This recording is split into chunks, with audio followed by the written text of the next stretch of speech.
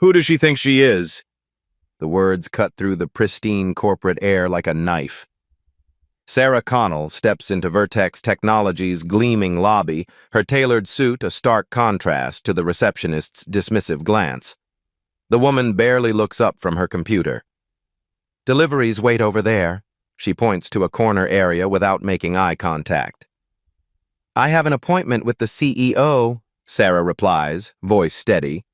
The receptionist scoffs. "Sure you do, honey." Roger Whitman, the regional manager, passes by with a colleague. "Another diversity hire interview?" he whispers loudly enough to be heard. Sarah sits quietly, observing everything while her phone buzzes with acquisition timeline texts from her executive team. Little do they know, Sarah isn't here for an interview. She's here to decide if she wants to buy the entire company. Sarah waits in the conference room for 23 minutes. She times it precisely, noting the power play. The glass walls offer a perfect view of employees hurrying past, a few glancing curiously at the lone black woman in the executive meeting room. The door finally swings open. Roger Whitman enters first, followed by Bradley Peters, VP of Operations, and Melissa Chen, Chief Marketing Officer. Their expressions shift subtly upon seeing Sarah, surprise, then rapid recalibration. "You must be from the consulting firm," Roger says, not offering his hand. "We were expecting someone more senior." "Sarah Connell, here for the company assessment." She keeps her introduction deliberately vague, withholding her true title as CEO of Phoenix Innovations, the tech conglomerate currently eyeing Vertex Technologies for acquisition. Bradley takes the seat furthest from her. "So what's your role exactly? Junior analyst?" "I'm here to evaluate company culture and operations," Sarah replies, watching Roger's expression tighten. "Well, we're very traditional here," Roger emphasizes. "Old school values, you know. Not like those Silicon Valley startups where everyone's on beanbags coding in pajamas." The meeting proceeds with clear patterns. When Sarah speaks, Roger checks his phone. When she asks about quarterly projections, Bradley responds to her white male assistant instead. When she makes a point about market positioning, Melissa nods, then restates the exact same idea, which Roger then praises as insightful. "Could you take notes for us?" Roger slides a notepad towards Sarah during the presentation. "Since you're here to observe anyway." Sarah accepts the pad with a slight smile. "Of course." The discussion turns to diversity initiatives. Sarah inquires about representation in leadership. "We hire the best person for the job," Bradley interjects.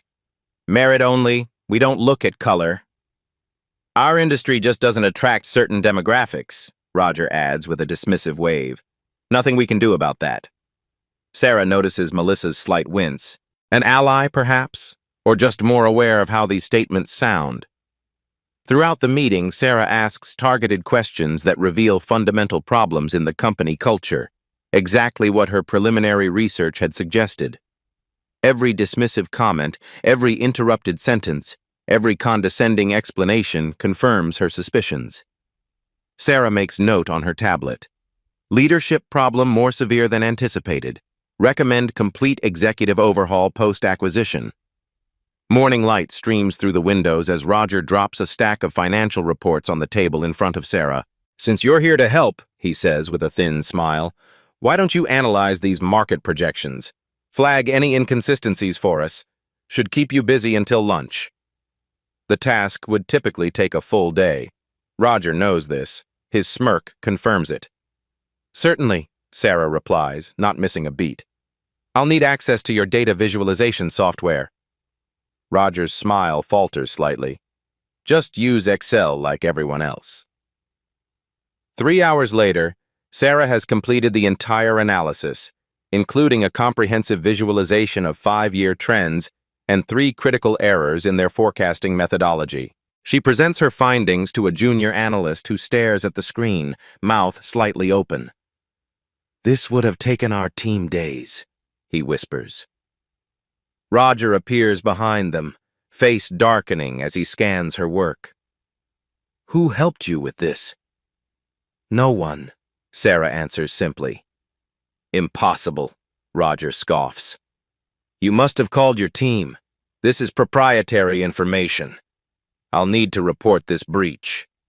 The junior analyst speaks up. Actually, sir, she only used our internal data and systems. I was watching. Roger's jaw tightens. Well, it's still not what we asked for. Too elaborate. Overcomplicating things. Some. Later, Sarah is invited, or rather instructed, to join a conference call with potential investors as the designated note-taker. During the presentation, she spots a critical error in the financial projections that could derail the entire pitch. She writes a note, slides it to Roger. He glances at it, then pushes it aside without reading. Sarah unmutes herself. If I may. Roger immediately presses the mute button on the conference system, silencing her. Sorry about that, just our consultant getting up to speed, he tells the investors with a chuckle.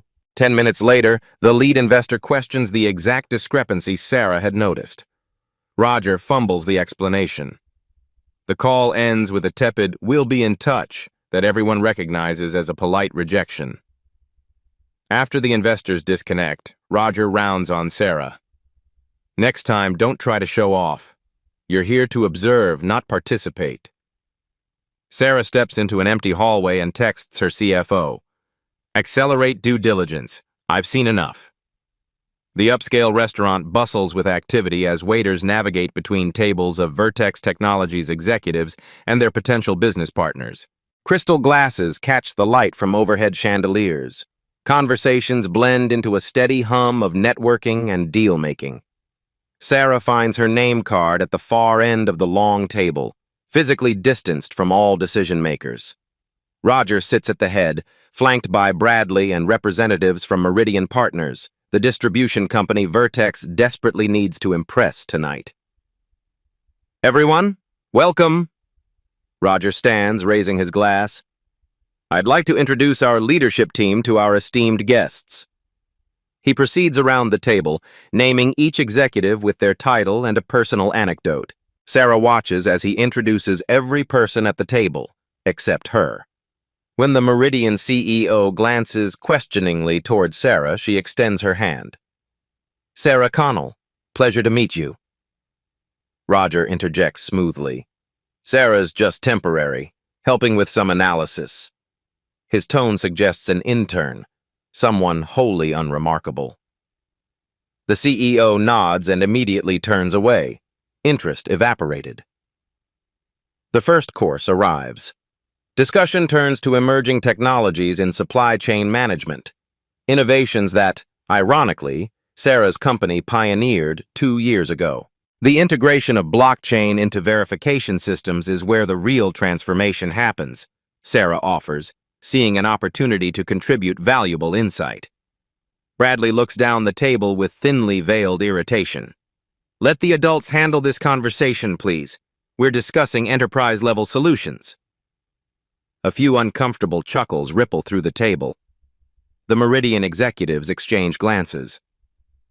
As I was saying, Bradley continues, proceeding to explain, incorrectly, the very concept Sarah attempted to clarify. Sarah takes a measured sip of water, maintaining her composure while burning with silent rage. 18 years building one of the most innovative companies in the tech sector, revolutionizing entire industries, and here she sits, being shushed like a child at the adults' table. Throughout the dinner, the pattern repeats. When Sarah speaks, she's interrupted. When she makes a point, it's dismissed, then often restated by someone else minutes later to general approval. When she asks a question, answers are oversimplified as if explaining to someone with limited technical understanding. Roger regales the table with a story about a diversity hire who just couldn't keep up at a previous company. His eyes flick to Sarah momentarily, message unmistakable. Excuse me, Sarah says quietly, rising from her seat. I need to make a quick call. No one acknowledges her departure. In the hallway outside the private dining room, Sarah leans against the wall, takes one deep breath, then another. Her hand doesn't shake as she pulls out her phone and dials. Marcus, she says to her chief operating officer. It's time to move to phase 2. I've seen everything I need to see. That bad? He asks. Sarah watches through the glass as Roger pantomimes what appears to be someone confused by basic technology, clearly referencing her, to the amusement of Bradley and a few others. Worse, she replies. But they've shown their true colors. Have legal ready the paperwork for tomorrow. They have no idea who they're really dealing with, and that's about to become their biggest mistake. The hotel suite's silence envelops Sarah as she removes her earrings and kicks off her heels.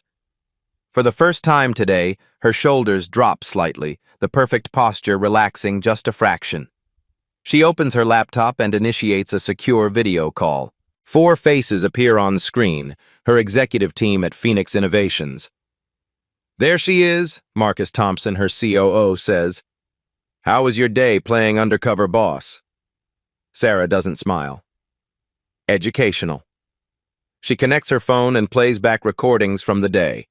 The dismissive receptionist, Roger's diversity hire comment, Bradley's condescension at dinner, the muted conference call. Expressions darken across the screen.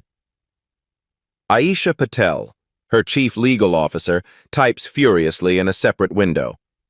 This is textbook discrimination. We could sue them into oblivion even without the acquisition. That's not our goal, Sarah reminds them. We're here to transform an industry, not just punish bad actors. They deserve punishment, retorts Marcus, voice tight with anger. And they'll get it, Sarah assures him. But strategically, methodically. She stands and moves to the window, looking out at the city skyline. Remember when I started Phoenix? Everyone said I was crazy. The team falls silent. They've heard the story, but never tire of it.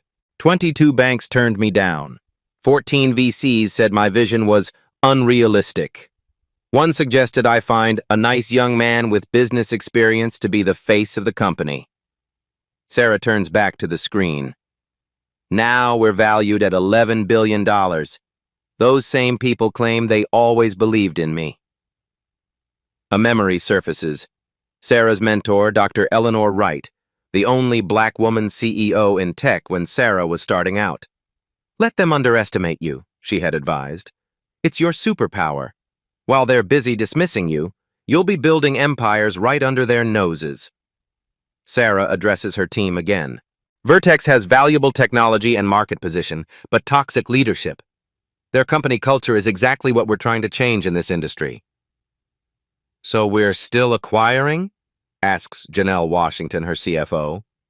Absolutely, but I'm accelerating the timeline. I've seen enough to know the entire executive team needs to go, with possibly one exception. Sarah thinks of Melissa's uncomfortable expressions during the most egregious comments. Have the final paperwork ready for tomorrow. I'll create an opportunity. And until then? Marcus asks. Sarah's expression hardens, eyes glinting with resolve. I maintain my cover, but tomorrow they'll see a hint of who I really am. She ends the call and sits in the dim hotel room, mind whirring with plans, counterplans, contingencies. This isn't just business anymore. It's personal. Not out of petty revenge, but because companies like Vertex perpetuate the systems that held back countless innovators like her. Sarah reaches for her suitcase and removes a different outfit for tomorrow, still professional, but with unmistakable power. Sharp lines, bold accessories, nothing that could be mistaken for subordinate or supportive staff. Dr. Wright? She whispers to the empty room, thinking of her mentor, now gone 5 years. Watch me turn their underestimation into their undoing. Tomorrow they'll see just a glimpse of who they're really dealing with. Heads turn as Sarah strides into the morning meeting. Gone is yesterday's understated attire, replaced by a perfectly tailored power suit in deep burgundy. Gold statement earrings catch the light, and her leather portfolio bears the subtle embossed logo of an exclusive design house. Roger notices the shift, his eyes narrowing slightly. Nice of you to join us. We're discussing Q3 projections. Perfect timing, Sarah replies, opening her portfolio to reveal a comprehensive analysis. I've identified several discrepancies in the current projections. Roger's smile tightens. We've already finalized these numbers. Then you've finalized errors, Sarah states, placing copies of her analysis in front of each person. Your growth estimates don't account for the Henderson Act regulations taking effect next month. You're overestimating revenue by approximately 18%. Bradley scoffs. The Henderson Act? That's just proposed legislation. It won't pass. It passed last week, Sarah corrects. The implementation timeline has accelerated. The room falls silent as executives scan her document. Roger attempts to regain control.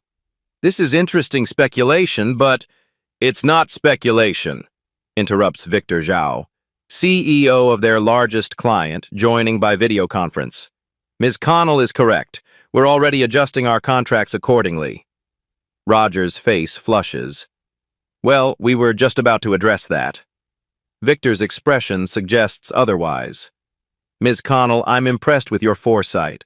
Perhaps we should discuss how this affects our partnership directly.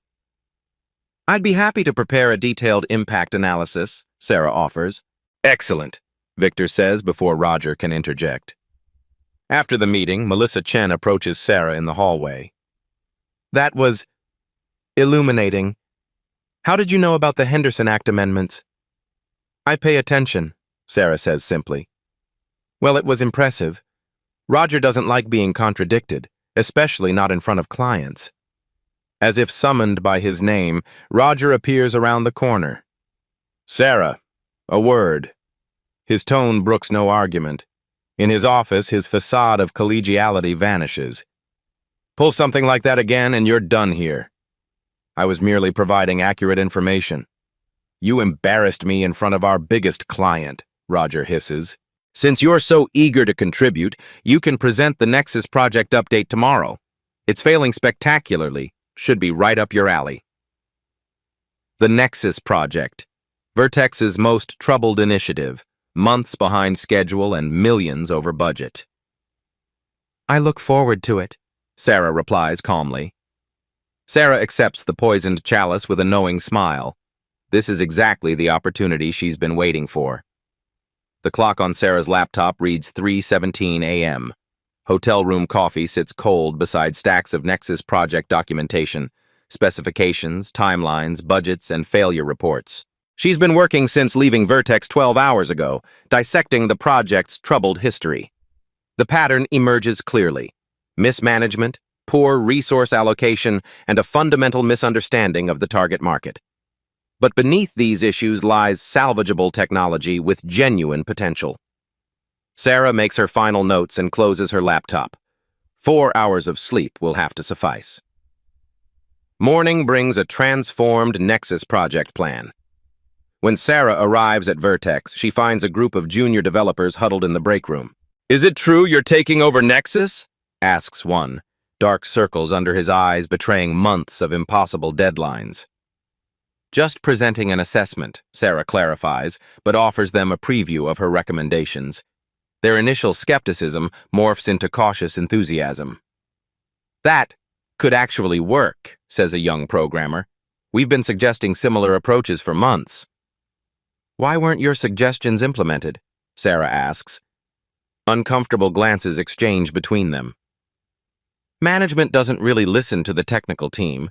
Throughout the day, more staff gravitate towards Sarah, sharing insights, challenges, and ideas.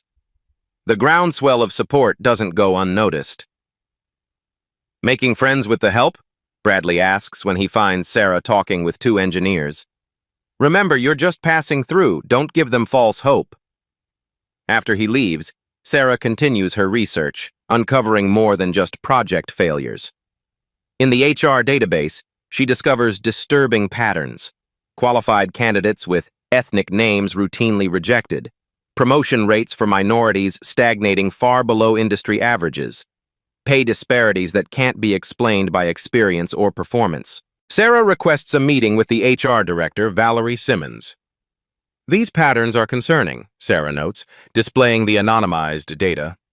Valerie shifts uncomfortably. We're aware of some discrepancies. Have you addressed them with leadership? I've tried, Valerie admits, lowering her voice. Roger says focusing too much on diversity metrics distracts from real business priorities. Bradley calls it reverse discrimination whenever I suggest changes. Sarah nods, her phone recording the conversation. And how long has this been happening? Years, Valerie sighs. It's why we can't retain diverse talent. Later that evening, Sarah sends a cryptic email to her lawyers. Prepare the documents. We move tomorrow. The Nexus Project presentation room fills quickly.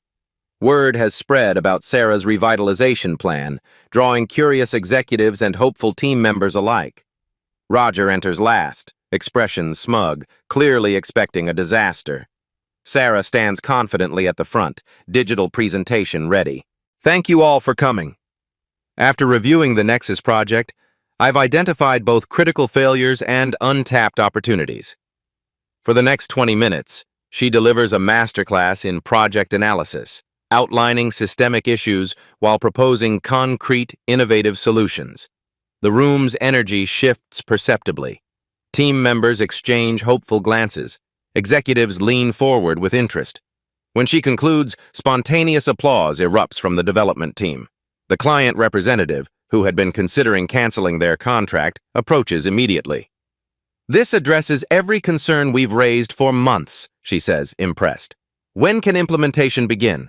Before Sarah can respond, Roger intercepts. Wonderful presentation of the plan our team has been developing.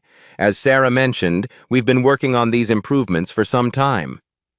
Sarah maintains her composure. Actually, I developed this approach overnight based on documentation and team interviews. This is not Vertex's existing plan. The client looks between them, confusion evident. Let's discuss offline, Roger says tightly, steering the client away. Sarah tends to misunderstand internal communications. Later, Sarah overhears Bradley speaking to another executive in the hallway. Neither notices her presence around the corner. Another affirmative action consultant thinking she can revolutionize everything, Bradley says. You know how these people are. Talk big, deliver nothing. Just here to check their diversity boxes. At least she's nice to look at, the other man chuckles. Better enjoy the view while it lasts. Roger's already talking to the consulting firm about replacing her. Sarah records the conversation discreetly, adding it to her growing collection of evidence. As she returns to her temporary office, James Turner, the company's financial officer, approaches cautiously. That Nexus presentation was brilliant, he says quietly. But you should know, Roger's been undermining you to the board, claiming you're disrupting company culture. Thank you for telling me, Sarah responds. Some of us see what's happening here, James continues, glancing around nervously. If there were changes coming, some of us would welcome them. Interesting perspective, Sarah replies. There might indeed be changes soon. Roger appears suddenly, eyes cold. Sarah, my office, now. Inside, his pretense vanishes. You're done here. I'm terminating your contract effective immediately. You can't fire me, Roger, but after tomorrow, I could definitely fire you. Roger freezes, momentarily stunned by Sarah's statement. What did you just say to me? Sarah remains perfectly calm. You heard me correctly. Security will escort you out, Roger snarls, reaching for his phone. I wouldn't do that if I were you, Sarah advises. It would make tomorrow's board meeting even more uncomfortable. Roger's finger hovers over the intercom. What board meeting? There's nothing on the schedule. The emergency meeting called 30 minutes ago by Chairman Davis. Regarding the company's financial crisis and, she pauses deliberately, potential acquisition options. A flicker of panic crosses Roger's face. What do you know about that? Everything, Sarah replies simply. Now, if you'll excuse me, I have preparations to make. She walks out, leaving Roger staring after her, confusion and anger battling across his features. The following morning, Vertex Technologies' executive boardroom fills with tense energy. Board members murmur among themselves while Roger, Bradley, and other executives huddle in concerned consultation. Chairman Davis calls the meeting to order. As you're all aware, our financial position has become untenable. The Meridian partnership falling through was the final blow. We need to discuss survival options, including potential acquisition. Roger immediately takes control. This situation isn't of our making. Market forces, supply chain issues, and frankly, some staff underperformance have created temporary challenges. But my team has a recovery plan. For the next 20 minutes, Roger presents a grandiose turnaround strategy built on shaky assumptions and creative accounting. Board members look increasingly skeptical. Any questions? Roger concludes confidently. Chairman Davis glances around the room. I'd like to hear from someone with a fresh perspective. Ms. Connell, you've been assessing our operations. Your thoughts? Sarah rises slowly, all eyes turning toward her. She buttons her blazer, a power move executed with deliberate precision. My assessment is complete, she begins, and it's not favorable. Roger interjects. With all due respect, Sarah is a junior consultant with limited— I'm not a consultant, Roger, Sarah interrupts. Her voice changes subtly, more commanding, accustomed to authority. My name is Sarah Connell, founder and CEO of Phoenix Innovations. The room falls into stunned silence. For those unfamiliar with Phoenix, she continues, we're a technology conglomerate valued at $11 billion, and we've been considering Vertex Technologies for acquisition. Bradley's coffee cup freezes halfway to his mouth. Roger's face drains of color. Sarah opens her portfolio, revealing acquisition documents. The majority shareholders have already approved our offer. I've spent the past week conducting a final cultural assessment before completing the deal. As realization dawns across the room, Sarah activates the presentation screen, displaying moments from the past week, the receptionist's dismissal, Roger's diversity hire comments, Bradley's condescension, the conference call muting incident, all captured discreetly but clearly. The technology is salvageable, the company position is recoverable, the leadership, however, is not. Sarah walks around the table, calm and controlled. You never bothered to Google me, did you, Roger? Too certain I was exactly who you assumed me to be. Memories click into place for everyone in the room, the receptionist who never checked Sarah's appointment details. Roger interrupting her attempts to save the investor call, Bradley dismissing her blockchain expertise, technology her company pioneered, her comprehensive analysis completed in hours, dismissed as impossible. The Nexus Project resurrection that the team embraced immediately, Melissa sits with a barely concealed smile. James Turner looks vindicated. Bradley appears physically ill. You were spying on us? Roger finally manages. I was evaluating a potential 8-figure investment, Sarah corrects. Standard due diligence. What I discovered was a company with promising technology hampered by toxic leadership and discriminatory practices. She distributes copies of her full report to each board member. Page 12 details documented instances of discrimination. Page 26 outlines regulatory compliance issues. Page 40 contains my recommendations for restructuring. Chairman Davis flips through the document, expression grave. These allegations are serious and meticulously documented, Sarah confirms.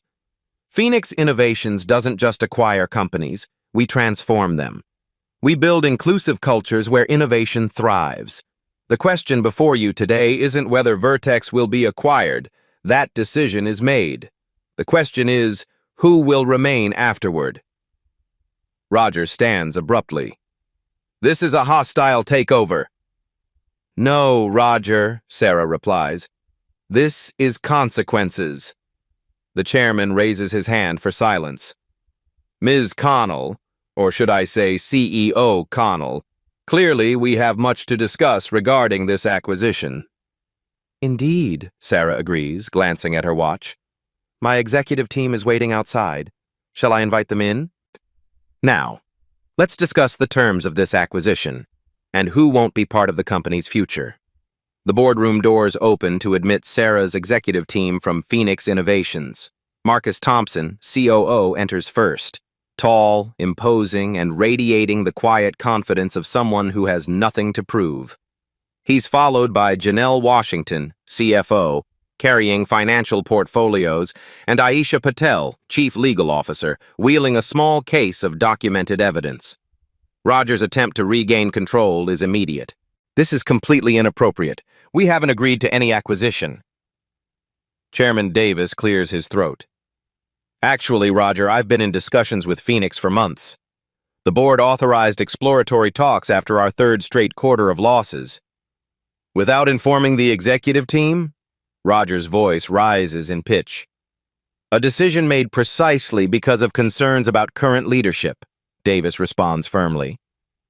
Sarah takes her place at the head of the table, a position Roger reluctantly vacates. The power dynamics shift visibly as Vertex executives find themselves suddenly accountable to someone they'd dismissed days earlier. "Let's proceed efficiently," Sarah begins. "Phoenix Innovations is prepared to acquire Vertex Technologies for $247 million, a fair premium over current market valuation, contingent upon specific leadership changes and corporate culture reforms." Janelle distributes financial analyses demonstrating the offer's generosity given Vertex's precarious position. "This is robbery," Bradley protests. "We're worth twice that." "Not according to any reasonable market metric," Janelle counters, highlighting declining share values and failed product launches. "Your Q4 projections show insolvency by February without emergency measures." Roger attempts a different approach. "Sarah, let's be reasonable. Perhaps we got off on the wrong foot, but we can work together moving forward. I have valuable institutional knowledge." "Which brings us to the leadership changes," Sarah interrupts smoothly, nodding to Aisha. The lawyer opens her case, extracting carefully organized documentation. "Our investigation revealed multiple violations of labor laws, equal employment regulations, and company policies." She displays evidence chronologically: emails, recordings, witness statements, and statistical analyses. "The pattern of discrimination isn't isolated to a few incidents," Aisha explains, her professional tone making the damning evidence even more powerful. "It's systemic throughout senior leadership, creating a hostile work environment that has directly impacted business performance." Board members examine the evidence with increasing discomfort. One whispers audibly, "This is a lawsuit waiting to happen." "It already happened," Aisha corrects. 3 former employees filed discrimination suits that were quietly settled last year. The NDAs prevented public disclosure, but our legal team obtained court records. Roger's face contorts with anger. "You had no right to." "Public records," Aisha interrupts. "Available to anyone who looks." Chairman Davis removes his glasses, rubbing the bridge of his nose. "These allegations are extremely serious." "They're not allegations," Sarah corrects. "They're documented violations with substantial evidence. As the acquiring company, Phoenix has legal obligation to address these issues immediately." Marcus presents the proposed reorganization plan. "We've identified several Vertex employees for retention and promotion, people whose talents have been systematically overlooked." He distributes profiles of promising staff members, including many women and people of color who've received consistently excellent performance reviews, yet remained in junior positions. "This is reverse discrimination," Bradley protests, "promoting people based on race rather than merit." "No," Marcus counters firmly. "This is correcting years of documented bias that prevented qualified people from advancing. Every person on this list is exceptionally qualified based on performance metrics your own system generated." The board discussion intensifies as executives debate the implications. Throughout the conversation, Sarah notices Melissa Chen taking careful notes, occasionally nodding at points about cultural transformation. During a brief recess, Sarah approaches her. "You've been quiet, Melissa." "Processing," Melissa admits. "I've seen the problems for years but felt powerless to change anything." "Silence enables toxic systems," Sarah observes without accusation. "I know." Melissa looks down. "I justified staying by thinking I could help from within, but mostly I just survived." made compromises I'm not proud of. We all make compromises, Sarah acknowledges. The question is what you do when given the opportunity to break the cycle. When the meeting reconvenes, Sarah presents the complete acquisition plan. Phoenix will retain approximately 87% of Vertex staff. We'll implement immediate cultural reforms, including bias training, transparent promotion pathways, and mentorship programs. She outlines specific changes: salary adjustments to eliminate gender and racial pay gaps, revised recruitment practices, and accountability metrics for management. The acquisition agreement requires approval from the current board, Sarah concludes. But understand this is non-negotiable. Roger Whitman and Bradley Peters will not remain with the company. Roger stands abruptly, face flushed. This is outrageous. I built this company. And now you've lost it, Sarah replies calmly. Roger scans the room for allies, finding few. Even longtime supporters avoid his gaze, unwilling to align themselves with a sinking ship. The employees will revolt, he threatens. They're loyal to current leadership. Sarah raises an eyebrow. Are they? Let's find out. She reveals the results of an anonymous staff survey conducted through the HR portal, showing overwhelming dissatisfaction with executive leadership, particularly Roger and Bradley. People didn't feel safe expressing these views before, Sarah explains. They feared retaliation. With good reason, apparently. Bradley attempts a last stand. This is a witch hunt. You came here looking to take over from the beginning. No, Sarah corrects. I came to evaluate whether Vertex was worth saving. The technology and most of the people are. The leadership is not. After hours of discussion, the board moves to vote on the acquisition proposal. Roger makes a final desperate appeal, highlighting his years of service and painting himself as a victim of political correctness gone mad. Chairman Davis calls for silence. The board has heard enough. We'll now vote on the Phoenix acquisition proposal. The vote proceeds methodically, each board member weighing not just the financial implications, but the legal and ethical considerations now impossible to ignore. When the final tally is announced, 11 in favor, 2 against, Roger's face crumples in disbelief. Effective immediately, Chairman Davis announces, Vertex Technologies will begin acquisition proceedings with Phoenix Innovations, with Sarah Connell serving as interim CEO during transition. Roger rises, knocking over his chair. You can't do this. I won't allow it. Security has already been notified, Sarah informs him quietly. Your access credentials have been deactivated. You have 30 minutes to collect personal belongings under escort. As if on cue, 2 security officers appear at the boardroom entrance. This isn't over, Roger seethes as he's escorted out, Bradley following sullenly behind. When they've gone, Sarah addresses the remaining executives. Phoenix Innovations doesn't just acquire companies. We transform them. This transition will be challenging but ultimately rewarding for those committed to building something better. She turns to Melissa. I believe you're one of those people. We'll need strong internal leaders who understand both what was and what can be. Later, as staff whisper about the boardroom drama and sudden departure of top executives, Sarah steps onto the main floor. Employees watch with curiosity and apprehension as she approaches the central area. Good afternoon, she begins. I'm Sarah Connell, CEO of Phoenix Innovations and now interim CEO of Vertex. Today marks the beginning of significant changes, all for the better. She speaks for just 5 minutes, outlining the acquisition without corporate jargon or empty promises. She acknowledges the uncertainty people must feel, but emphasizes that most jobs are secure. In fact, new opportunities for advancement will open immediately. The culture of fear and favoritism ends today, she concludes. What we build next, we build together. As she finishes, an engineer tentatively raises his hand. Does this mean the Nexus project will continue with your recommendations? Sarah smiles. It begins tomorrow. Report directly to me until we establish the new team structure. The ripple of cautious optimism spreading through the room is exactly what she hoped to see.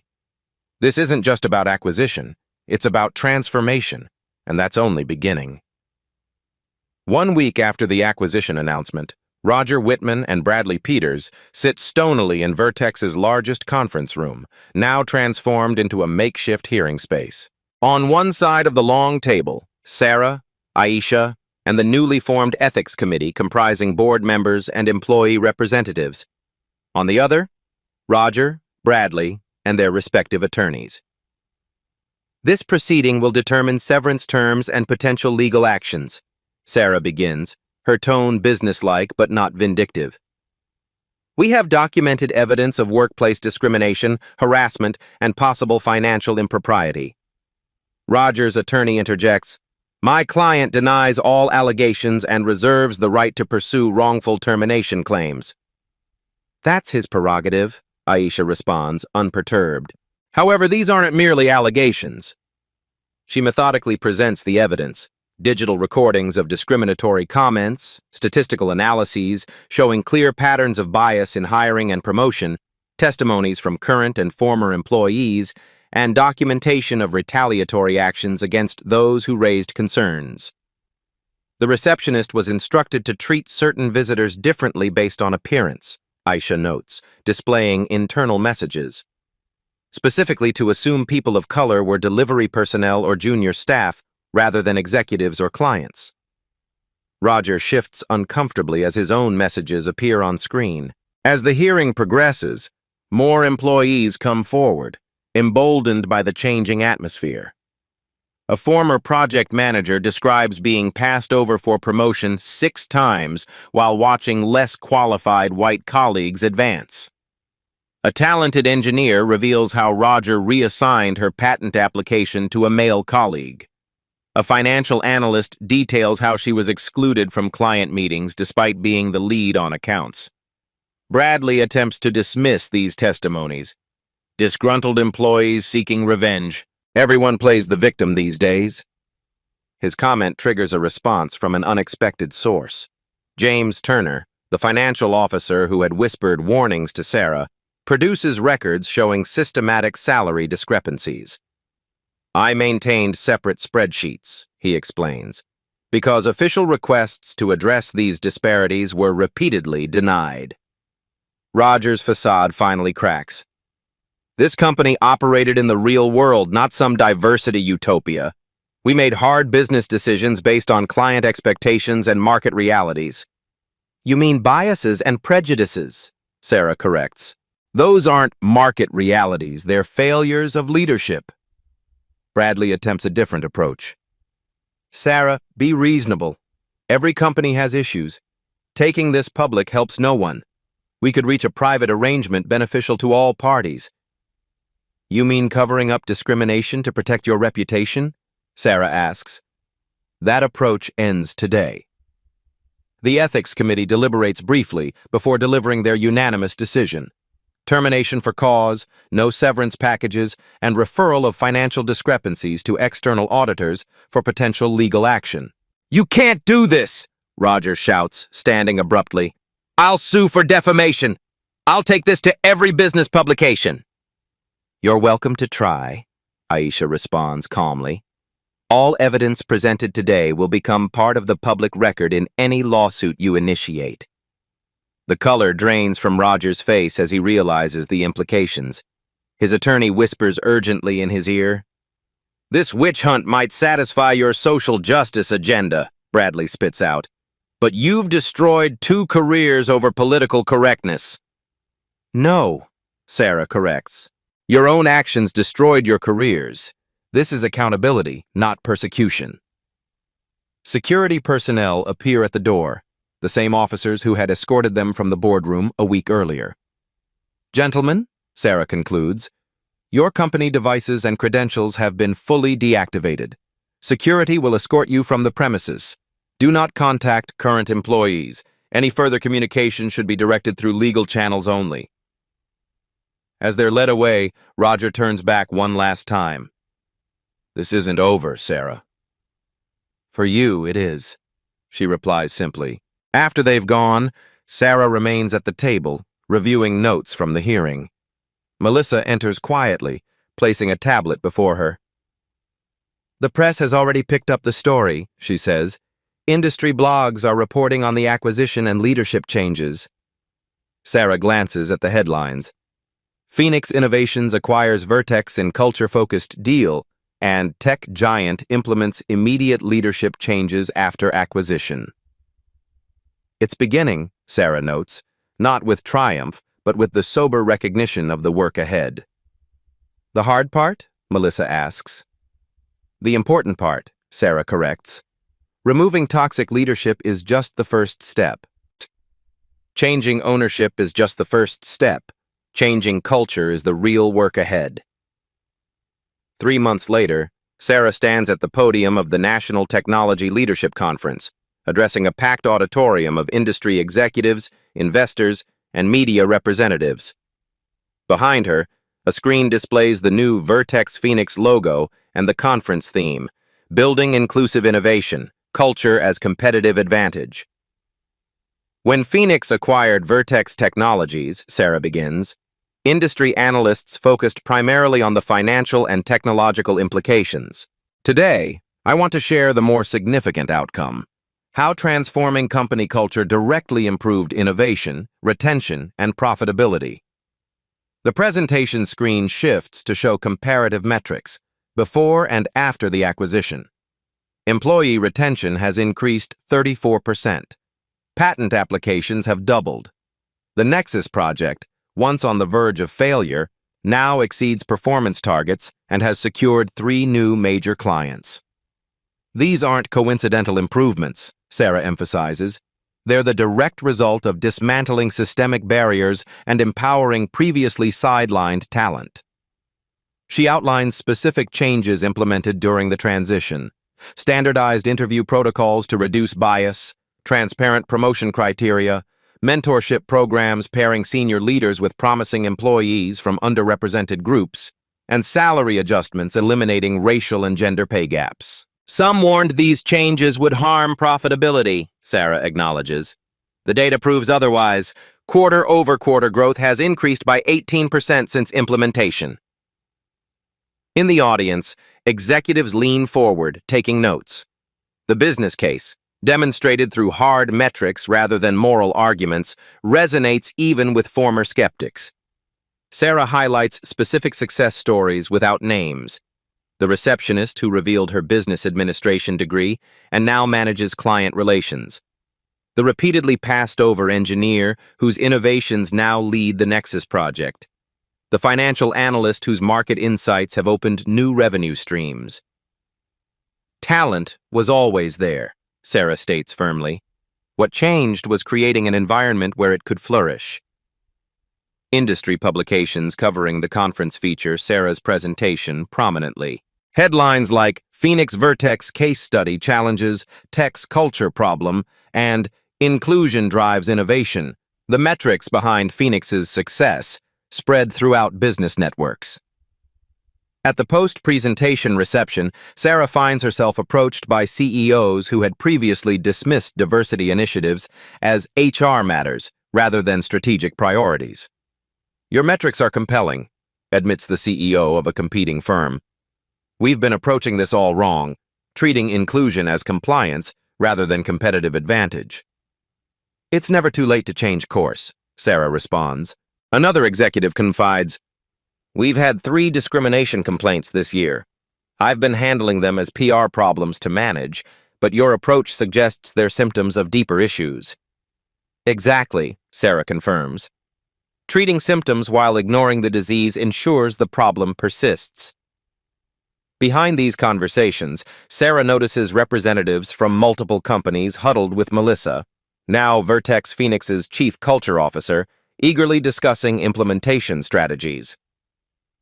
Later that evening, Sarah receives a message that the conference's highest honor, the Innovation Leadership Award, typically given for technological breakthroughs, will be presented to Phoenix Innovations for revolutionary approaches to organizational culture.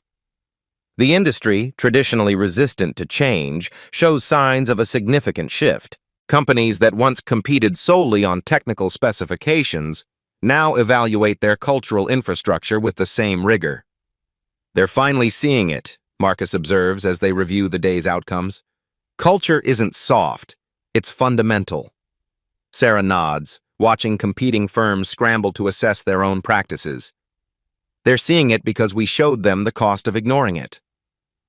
But the most important conversation happened behind closed doors, away from the spotlight.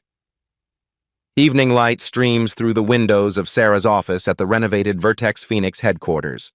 The space, once Roger's domain of mahogany and hunting trophies, now features clean lines, collaborative workspaces, and walls showcasing employee innovations rather than executive accolades. Melissa enters carrying 2 cups of tea, closing the door behind her. The formality of their early interactions has evolved into a relationship of mutual respect and cautious friendship. Conference feedback is overwhelmingly positive, Melissa reports, taking a seat. 3 companies have already requested consulting on implementing similar cultural transformations. Sarah accepts the tea with a nod. Good. Though I worry some are looking for quick fixes rather than fundamental change. Like diet pills instead of lifestyle changes? Melissa suggests. Exactly. There's no shortcut to building genuine inclusion. Silence settles between them. Not uncomfortable, but thoughtful.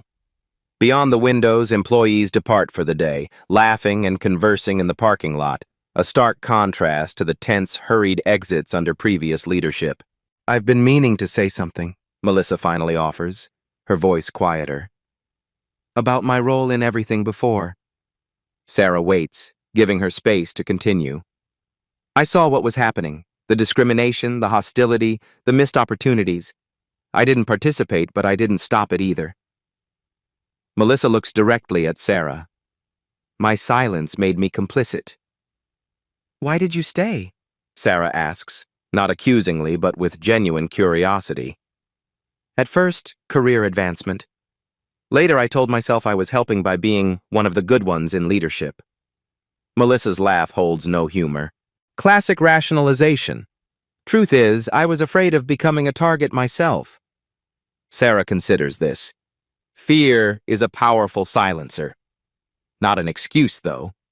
No, Sarah agrees. But understanding why good people enable broken systems helps us dismantle them more effectively. She shares wisdom from her mentor, Dr. Wright. Systems persist because challenging them carries real costs.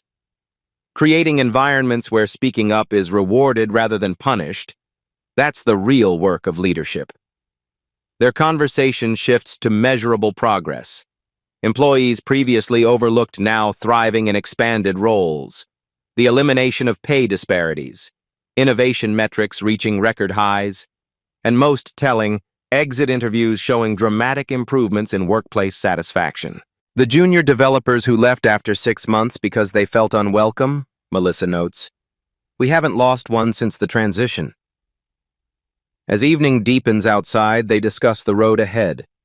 The transformation remains ongoing. Cultural change isn't achieved through policy announcements, but through consistent, sustained effort at all levels.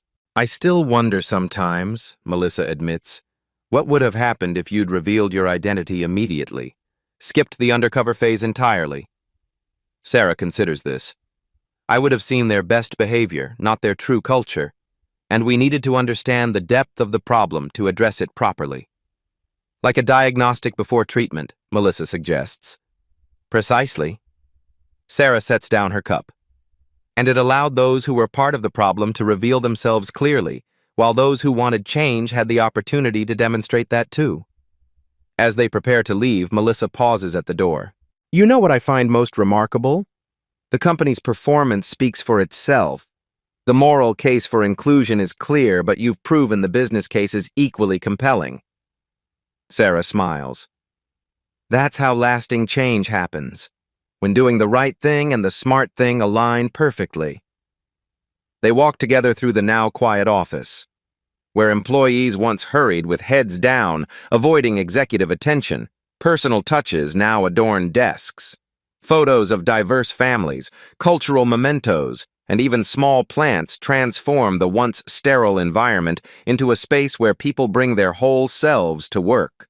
Sarah Connell's experience isn't isolated. Workplace discrimination continues to affect millions of professionals daily, often in subtle ways that individual victims feel powerless to address. Studies show that 58% of employees have witnessed discrimination at work, while 3 in 5 victims never report incidents, fearing retaliation. Yet companies with inclusive cultures outperform their peers by 35% financially. What makes Sarah's story powerful isn't just the satisfaction of seeing accountability. It's the demonstration that addressing discrimination isn't just morally right, it's smart business. If you're experiencing workplace discrimination, consider these strategies from Sarah's playbook. Document everything. Sarah's methodical recording of interactions provided irrefutable evidence when the moment for action arrived. Keep detailed records of problematic encounters, including dates, times, witnesses, and exact statements. Build alliances. Notice how Sarah identified potential allies like Melissa and James within the existing structure. Look for colleagues who demonstrate ethical concerns and may support positive change. Know your worth. Sarah's confidence remained unshaken because she knew her value irrespective of how others perceived her. Remember that others' biased treatment reflects their limitations, not yours. If this story resonated with you, please like and subscribe to Beat Stories for more powerful narratives of justice and transformation. New stories every week that will inspire, empower, and remind you that change is always possible. Turn on notifications so you never miss our latest uploads. Thank you for listening to Beat Stories, where we transform experiences into empowerment. Dark skin, cheap clothes, ugly scar, and you're reading a pilot manual? What, you think you fly planes? Blake Morrison towers over Patricia Newman in seat 12B, grabs her Boeing 777 guide, laughs loud. This scarred-up face can't even read English. Rips pages out. 1, 2, 5, throws them like confetti, spills his coffee down her cardigan. Oops, that Walmart rag needed washing anyway. Nobody helps. 2 hours later, 37,000 feet over Atlantic. Captain Cooper convulses, grabs his chest, collapses onto controls. Alarms scream. Blake grabs the PA, voice breaking. Captain Down, is there a pilot on this plane? Anyone? We need help now. Cabin erupts, screaming. A child wails. Mommy, I don't want to die. Patricia stands. That scar catches the light, walks to cockpit. Blake sees her, goes white. 287 people need saving. The only person who can is the woman he destroyed. Will she save them? Or let karma crash the plane? Stick around. You won't believe what happens next. Rewind 40 minutes. JFK Terminal 1, Gate B23, American Airlines Flight 108 to London. Evening departure. Patricia Newman sits alone. Small suitcase, laptop bag, gray cardigan from discount store. She's 43 but looks older. That scar runs from temple to cheek, 3 inches, raised, dark against darker skin.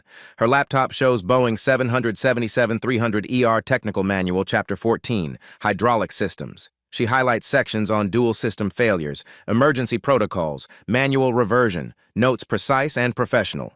A white woman, 50s, Chanel bag, sits nearby, glances at Patricia's screen.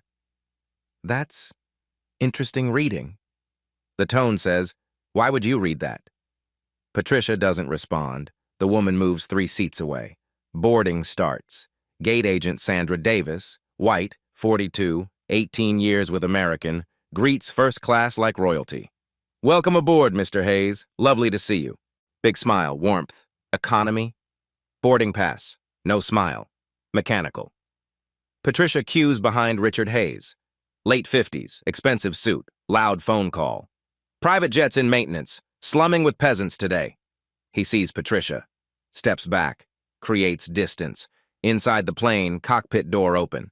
Captain James Cooper, 58, runs pre-flight. Blake Morrison, 27, new uniform, rushes through checklist. Too fast, skips steps. Cooper catches it. Blake, hydraulic panel. Blake huffs. Already checked. Cooper's eyes narrow. Check again. 2 missed amber lights. Cooper fixes them. Blake doesn't notice. Patricia sees everything, keeps walking. Seat 12B middle, worst seat. She pulls out her laptop again. Boeing emergency procedures. She's logged 8,500 hours. ATP certified, 777 type-rated ex-Boeing test pilot. But none of that shows when they see her scar first. Richard Hayes scans his ticket. 12C next to Patricia. His face falls. He finds Sandra. I paid for extra leg room. This can't be right. Sandra checks. That's your seat, sir. Hayes lowers his voice. I can't sit next to that. Sandra's eyes flick to Patricia. Understanding. Let me see what I can do. Hayes moves to 9D, exit row. Nobody explains why. Patricia says nothing. 287 people board. The plane fills with business travelers, families, tourists. Most don't see Patricia. Those who do look away quick. Blake appears. Pre-flight cabin check. Really showing off the uniform, the authority. He walks past economy, sees Patricia's laptop. Boeing 777 manual. Stops. Excuse me, ma'am. Patricia looks up. What you reading? Friendly voice, suspicious eyes. Patricia closes the laptop slightly. Technical manual. Blake smirks. For... She doesn't owe him answers. Boeing 777 hydraulic systems. Blake laughs, loud. Passengers turn. You a mechanic? His tone says he doesn't believe that either. Patricia's voice stays level. Or something. Blake's smile dies. He reaches over, grabs papers from her bag. Printed manual sections, highlighted, annotated. Where'd you get these? Steal them? Patricia's jaw tightens. Public documents, FAA database. Blake flips through, sees her notes. Technical terminology he doesn't understand. Makes him angry. People like you don't read pilot manuals. Voice drops. Cold. You clean planes, serve drinks, you don't touch cockpit documents. He tears the first page, down the middle. Patricia's eyes widen. That's... Another tear, another, 5 pages, confetti on her lap. Blake leans close, coffee breath, arrogance.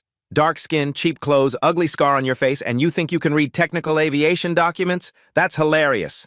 He grabs his coffee from the galley, takes a sip, then accidentally tilts it. Hot liquid down Patricia's cardigan. Her lap. She flinches, burns. Oops. No apology. That Walmart rag needed washing anyway. He walks away. Sandra saw everything. Does nothing. The college kid beside Patricia saw too. Looks at his phone. Not his problem. Patricia sits in coffee-soaked clothes. Torn pages in her lap.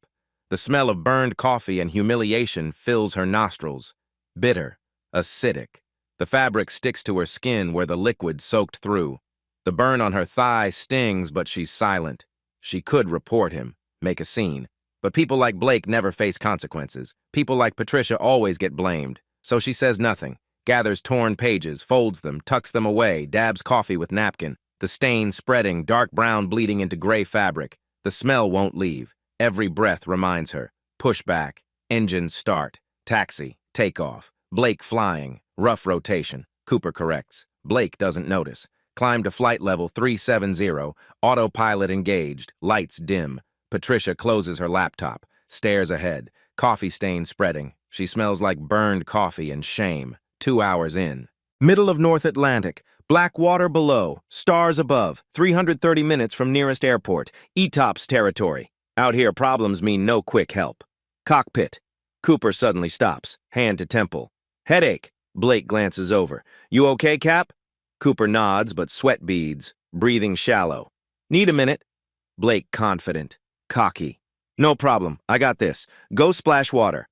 Cooper unbuckles, unsteady, grabs door frame. Blake doesn't notice. Already on radio.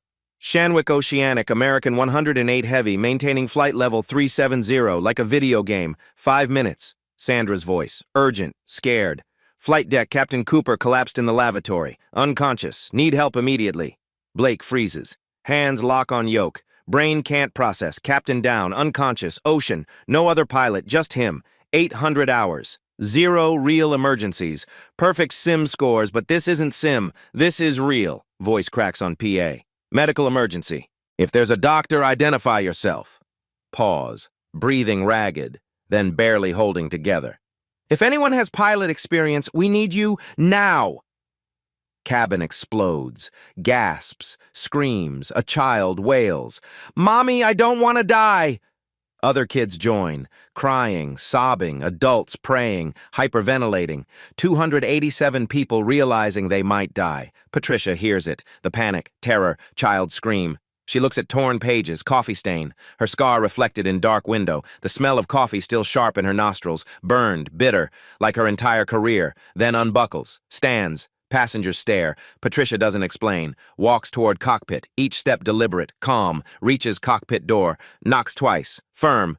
"First Officer Morrison, I'm coming in, open the door." As the plane climbs into the night, Patricia had stared at her coffee stain, the smell thick in the recycled air. Little did she know, it was the calm before the deadliest storm. The storm that would force Blake Morrison to realize his mistake. The storm that would prove competence doesn't announce itself with uniforms and stripes. It announces itself when everyone else fails. Cockpit door opens. Blake spins, eyes red, hands shaking. "Who are you?" Patricia steps inside, closes door. Patricia Newman, ATP rated. Type rated 777. Move right. Blake frozen. "You can't. 8,500 hours. 3,200 pilot in command. Current and qualified." Points at trembling hands. "You have 800. Move." Blake stares at hands, unbuckles, slides right. Patricia takes captain's seat, scans instruments. Behind, Sandra and nurse doing CPR on Cooper. Patricia glances back. "Keep going. Update every 2 minutes." Order. Sandra nods through tears. Panel sweep, autopilot engaged, altitude stable, airspeed good, then amber lights, hydraulic synoptic, system A degraded. "Blake, when did pressure start dropping? I didn't notice." "You didn't." Pulls QRH, flips to section 8, reads, "System A below 1800 psi. Isolate, switch system B primary. Hands move overhead panel, switches flip, precise, confident." Blake watches someone who's done this real, never flown E-tops for real, not over Atlantic. No judgment. Today you learn panic kills, breathe. Blake inhales, shaky. "Good. Read E-tops diversion checklist, page 314. Blake finds page, starts reading, voice steadies, task helps. Patricia keys radio. Shanwick Oceanic, American 108 Heavy, medical and technical emergency, captain incapacitated, alternate pilot in command assuming aircraft. Request priority handling nearest alternate with medical. American 108 copies. Confirm PIC qualifications. ATP, type rated 777-300 ER, 8,500 hours. Current and qualified. Pause. Voice changes, respect. Shanwick copies, stand by. Alarm, double chime, system B pressure dropping, fast. Blake, dual hydraulic degradation. Face white. Both systems, 1 in 14 million. Pulling procedures. Dual failure means manual reversion. No autopilot, no auto throttle. I hand fly to landing. Voice cracks. Never hand flown heavy jet. You won't, I will. You back me up. Monitor systems, call altitudes, can you? Swallows. Yes. Patricia Keys, PA, calm. Ladies and gentlemen, Patricia Newman from flight deck. Captain Cooper receiving care. I'm ATP rated, current and qualified. I have command. Diverting Keflavik, Iceland. 90 minutes. Cabin crew, secure cabin. Prepare emergency procedures. Stay calm. We will get you down safely. Cabin erupts. Phones out, Googling. Hayes frozen. Woman, he made them move. She's flying. Only reason he survives. Blake quiet. Patricia Newman, Boeing, test pilot. Eyes on hydraulic panel, System A critical, System B falling. Once, long ago, focus, fuel status, 12,400 pounds, Keflavik 640 miles, one approach possible, Blake calculates. Steadier. 84 minutes fuel, one approach sure, maybe two lucky, shakes head. Plan one shot. Heavy silence, one approach, 287 lives, one chance, Hayes reading phone, retired Boeing chief test pilot, 8,500 hours, 47 airlines tried hiring, FAA awards, Air Force commendations, walked away 12 years ago, coffee stain on shirt, shame hits, judged, assumed, nearly died for prejudice. Sandra buckled, still compressions, tears. She dismissed Patricia, saw Blake humiliate, did nothing. Now this woman holds all lives. College kid removes headphones, watched Blake burn Patricia, laughed, now praying she's good, forgiving enough to save Blake. Blake staring. Woman he destroyed 30 minutes ago, only reason he lives. Passengers stare through door gap. Woman in cheap cardigan with scar saving them all. Captain. Voice breaks. Why? After what I did? Why help? Hands never stop. Configuring, calculating. Doesn't answer. Then without looking. 286 others on aircraft. They didn't burn me, mock me, call me ugly and worthless. Turns, meets eyes, scar catches light. They deserve to live. I'll land this plane for them. Heavy pause. Instruments hum, distant crying. Whether you deserve to live? Turns back. Between you and God. Blake's stomach drops, not from altitude, from the cold truth in her eyes. He's always been the golden boy, perfect simulator scores, fast-tracked promotion, everyone telling him he's exceptional. Now, he's just cargo, helpless, dependent on mercy from woman he humiliated, woman who has every right to let him burn, but she won't, not because he deserves saving, because 286 others do. The realization crushes him. He's nothing. She's everything, always has been. Face crumbles, full weight. What he did, what she's doing despite. Grace with judgment, mercy with accountability. Wants to apologize, beg, promise better.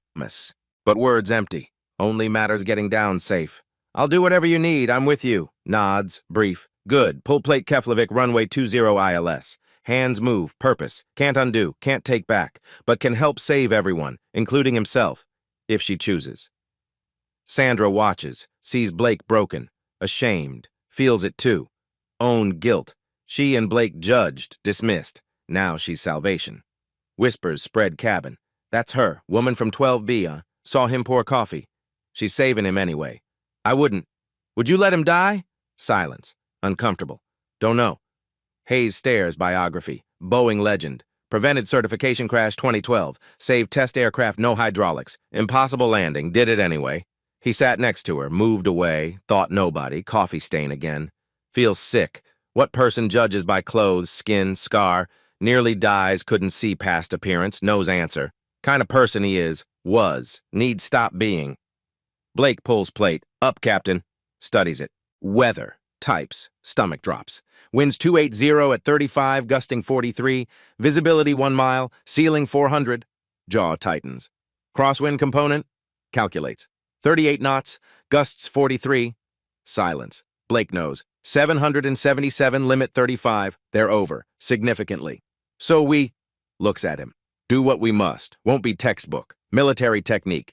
Crab to kick landing. Approach at angle. Before touchdown, kick rudder. Align. Learned F-16S air guard. 8 years instructor. Looks ill. Sounds... Aggressive is, works, requires timing, confidence, no hesitation. Done this in 777? No, but fighters, cargo, test aircraft, principle same. Physics don't change.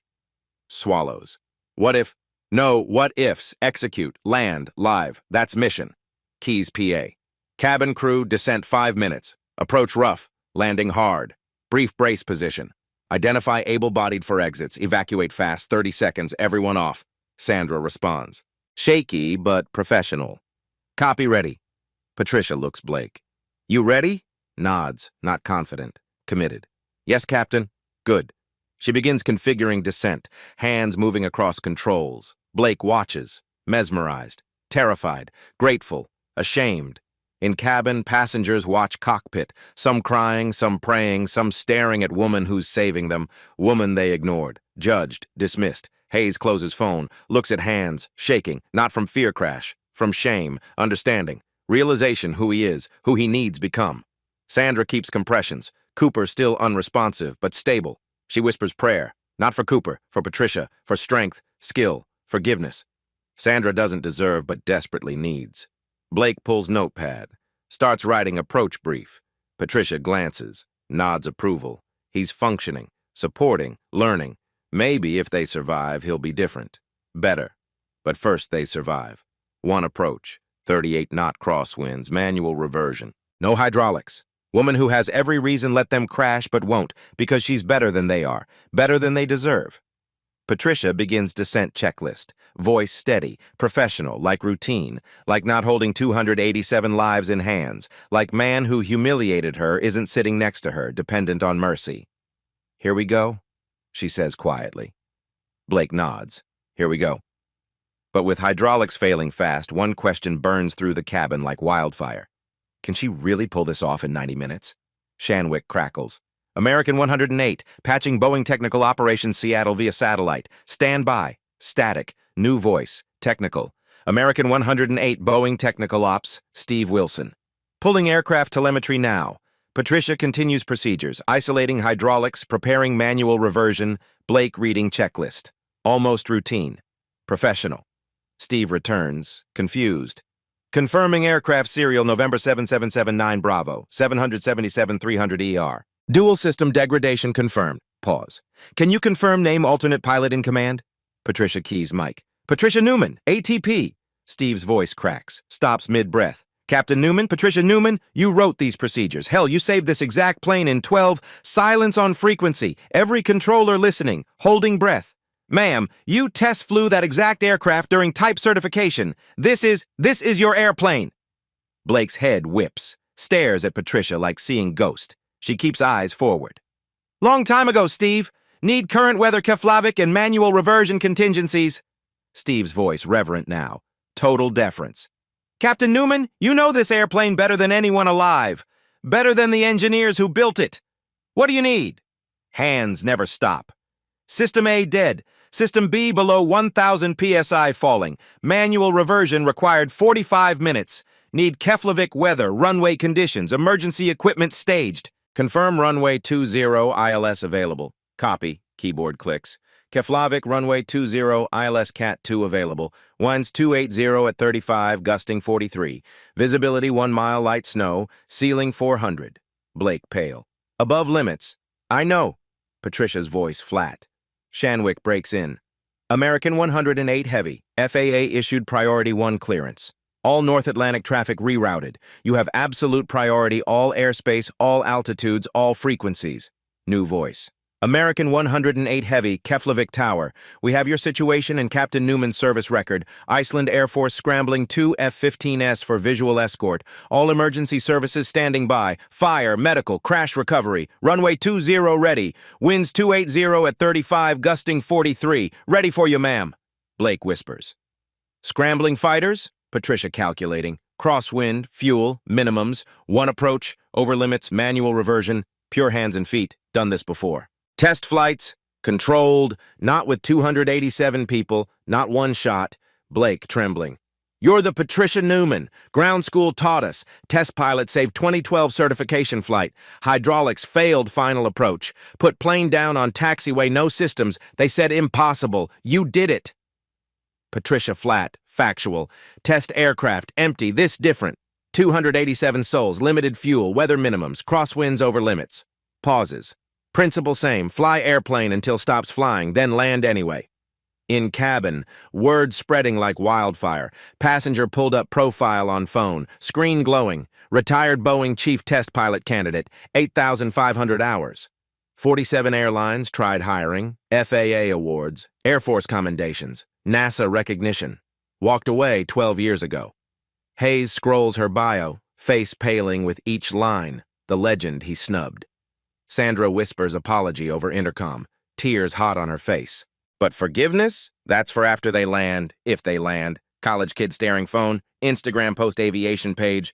Patricia Newman spotted commercial flight, retired legend flying coach. Comments flooding. She's GOAT, saved Boeing certification. Why isn't she flying? Walked away. Nobody knows why. Remembers laughing Blake spilled coffee, thought funny. Old woman with scar getting deserved. Now knows. She wasn't reading above station, she wrote station. Blake can't stop staring. Woman he destroyed 30 minutes ago, only reason he might live. Other passengers stare through door gap. Seeing, understanding. Woman in cheap cardigan with scar is saving them all. The impossible made flesh. Captain! Blake's voice small, broken. Boeing, test pilot, this exact aircraft? Eyes on hydraulic panel, System A dead, System B critical. Yes, I flew November 7779 Bravo for 6 months during certification. Know every system, every quirk, every backup procedure. First time emotion creeps into voice. This airplane and I have history. Blake processing. That's why you knew exactly what to do. Why your hands moved without thinking. You've done this before, in this exact plane. Different circumstances, but same principles. Physics don't change. Training doesn't fade. She looks at him. Neither does muscle memory. Shanwick formal. American 108 on behalf FAA, Iceland ATC, all North Atlantic agencies, you have full authority. Your aircraft, your decisions. What are your intentions? Patricia doesn't hesitate. Intentions. Manual approach. Keflavik runway 20. Crosswind exceeds standard limits. We'll use military crab to kick technique landing. Blake, you're about to see something they don't teach civilian training. Blake, steady now. Found roll. Whatever you need, Captain. I'm with you. Respect complete. Patricia nods. Good. Brief this approach. Get plate runway 20 ILS. Blake pulls display. Studies. Patricia leans. Points. 9,800 feet runway. Need every inch. Manual reversion. Braking effectiveness reduced 40%. No thrust reversers. Hydraulics power them. Just friction brakes and aerodynamic drag. Blake does math. Face pale. Cutting close. Close generous. Razor thin. Patricia pulls performance calculator. Inputs. Landing weight. Crosswind. No reversers. Reduced braking. Computer says need 7,300 feet stop. Have 9,800. 2,500 margin. Blake exhales. 2,500 isn't terrible. In perfect conditions, but runway contaminated snow. Braking action medium. Reduces effectiveness another 20%. Now 8,000 required. Margin down 1,800. Still doable. If I nail touchdown zone, if I don't float, if wind doesn't gust short final push us long, if brakes don't fade heat, if tires don't blow hard braking, 1,800 margin disappears fast. Murphy shows up. Blake throat dry. What do we do? Almost smiles. Grim, determined. Do it perfectly. No margin error, no second chances. One shot, make it count. Keys, PA. Ladies and gentlemen, Captain Newman, beginning descent, Keflavik 2 minutes. Weather challenging, winds high, gusty. Approach steeper than normal, landing firm, very firm. When touchdown, I brake aggressively. You'll feel it, some scared, normal. Trust me, trust crew, stay seated, stay belted. If I call evacuation after landing, move quickly, don't panic, follow crew instructions exactly. We've done this, we know what we're doing. Pause, voice softens slightly. You're in good hands, I promise, we're going home, all of us. Releases PA. Looks Blake. Ready? Nods. Ready, Captain. Begin descent, Keflavik. American 108 heavy, ready, commence descent. Tower responds. American 108 cleared descend. Godspeed, Captain Newman. Patricia disengages autopilot. Weight 550,000 pounds transfers to hands. Feels every ounce, every life, every hope, every prayer. Blake watches her hands, steady, confident, hands done impossible before, saved test aircraft, saved certification program, saved Boeing reputation. Now those hands will save them, or die trying. In cabin, passengers watching cockpit door, some crying, some praying. Hayes puts phone down, closes eyes, whispers apology nobody hears, to Patricia, to himself, to God if listening. Sandra secures Cooper, checks cabin, every passenger belted. Tray tables up, seats upright, bags stowed, her crew ready, trained, professional, despite fears, ready. College kid deletes laughing text sent friend about Blake spilling coffee, deletes like can erase what he did, what he thought, who he was 30 minutes ago, can't erase, can only be better, if they survive. Patricia's hands on yoke, throttles, one with machine. Beginning descent now, aircraft nose drops, descent begins, point of no return past, now only 2 outcomes, landing. Or crash. Patricia intends landing. The question is, will 90 minutes be enough? Nose drops 2,800 feet per minute, steeper than standard, passengers feel it, angle sharper, stomachs lift, gasps, children cry louder, Patricia's hands on yoke, left hand throttles, right hand controls, no autopilot, no computer, just her and physics. 550,000 pounds responding to every input. Blake calls altitudes. Flight level 350, 330, 310. Steady voice. Task keeps him focused, keeps panic away. Hydraulic pressure system B, 1,000 psi, 900, 800, dropping steadily. Patricia watches like hawk. When hits 300, manual reversion fully engages. Controls heavier, much heavier. Blake, when system B hits 300, tell me immediately. Yes, Captain. Currently 820. Patricia calculates. Rate decline. Time to approach. 300 about 15 minutes. Middle of approach. Worst time. But no choice. Radio. Keflavik approach, American 108 heavy, descending flight level 310. Request vectors, ILS runway 20. American 108. Keflavik approach. Turn right heading 180. Descend maintain 10,000. Expect ILS runway 20. Emergency equipment standing by. Winds now 290 at 36 knots, gusting 45. Blake's eyes widen. Winds increased. Patricia jaw tight. Copy winds, 45 gusts, 10 over limits. Math fast. Crosswind component now 39 knots steady, gusts 46. Blake, new crosswind calc, 39 knots. Hands shake. Captain, that's... I know, we're doing it anyway. No alternate. No fuel for second approach. This is it. Flight level 250. Clouds. Turbulence hits. Moderate. Aircraft shakes. Passengers scream. Patricia's hands, constant motion. Tiny corrections. Wings level. Nose on attitude. Sandra on PA, calm voice. Ladies and gentlemen, turbulence normal. Stay seated. Stay belted. We're okay. But everyone knows not okay. Aircraft no hydraulics approaching, winds exceeding limits with pilot nobody trusted until 30 minutes ago. Hayes unbuckles, stands toward cockpit. Sandra intercepts. Sir, sit down now. I need to talk. Steel voice. Sit down. Captain Newman, most qualified person this aircraft. She's saving your life. Sit, belt, shut up. Understood? Hayes stares. Other passengers staring. He sits, belts, says nothing. Hands grip armrests, white knuckle. Flight level 180, 18,000. Patricia levels briefly. Configuring. Blake, flaps 5. Blake moves lever. Flaps extend. Flaps 5 set. Aircraft slows. Nose pitches up. Patricia trims. Gear down. Gear coming down. 3 seconds. 3 green. Gear down. 3 green. Warning chime. ICAS. Hydraulic system B fail. Pressure hit 300. Manual reversion armed. Captain, system B failed. Manual reversion active. Patricia nods. Expected. Controls immediately heavier. Power steering failed. Requires real force. I feel it. You're on thrust and flaps only. I'm full-time controls. Call out speeds. Keep me honest. Yes, Captain. Keflavik. American 108. Turn left heading 160. Descend, maintain 4,000. 12 miles from runway. Cleared ILS runway 20 approach. Left 160. Down 4,000. Cleared ILS 20.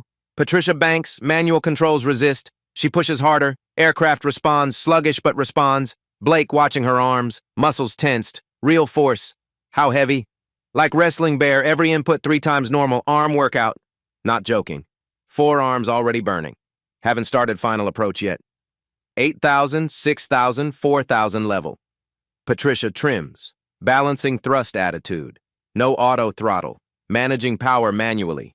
Left hand never stops, adjusting, compensating, localizer needle centers. Banks intercept, more force, aircraft turns, slow, heavy, but turns. Flaps 15, drag increases, speed bleeds, 190 knots, still fast. Flaps 20, 170 knots, closer, glide slope alive, descending beam to runway. Patricia turns intercept, back pressure, aircraft responds, pitch up, intercepts. Glide slope alive captured, flaps full, 30 degrees. Aircraft configured landing, speed 155, VREF 148, slightly fast but manageable. Wind hits, gust left, aircraft lurches right. Patricia corrects. Hard left aileron, rudder, hold center line, constant work.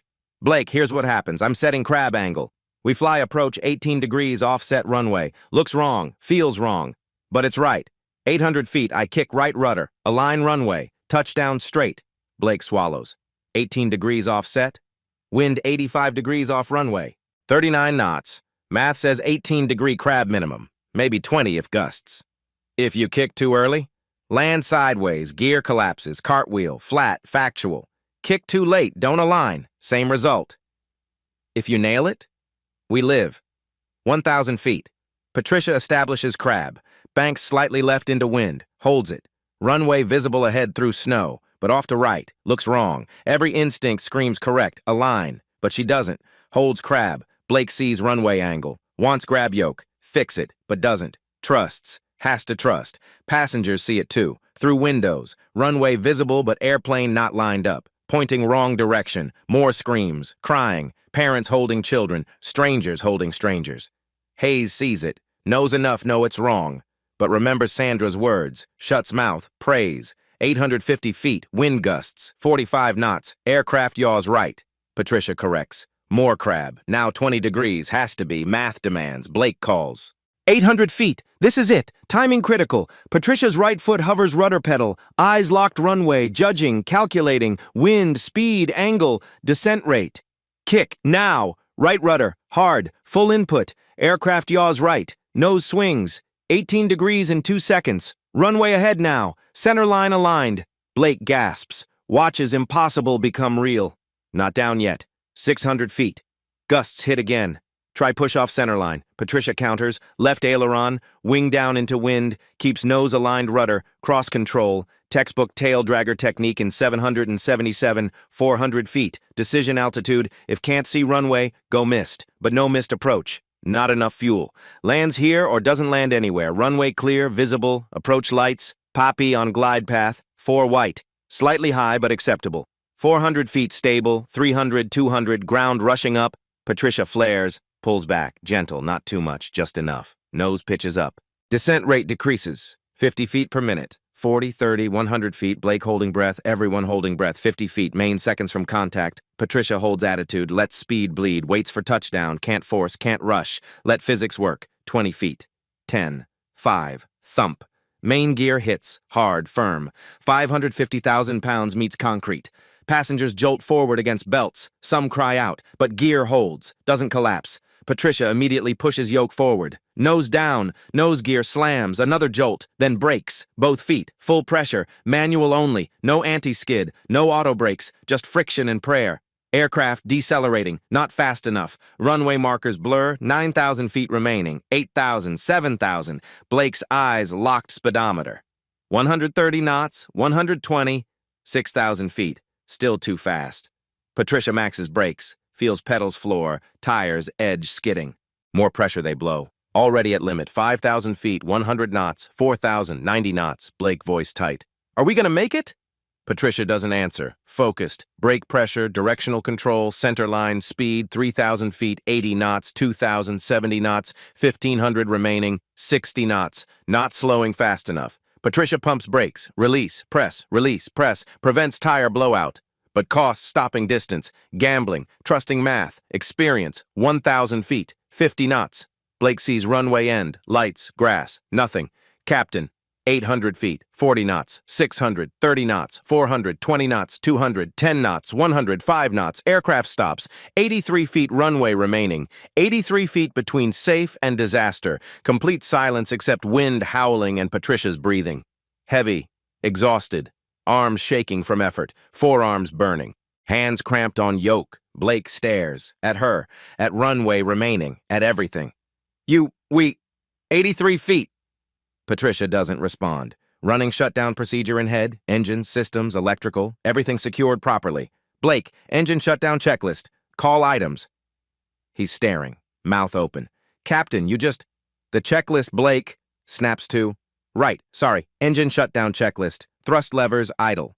Run through items one by one, professional, thorough, crowd outside gathering, fire trucks, ambulances, airport vehicles, lights flashing through snow. Checklist complete. Patricia finally releases yoke. Hands won't straighten, cramped from gripping. She flexes fingers, slow, painful. Blake, hoarse.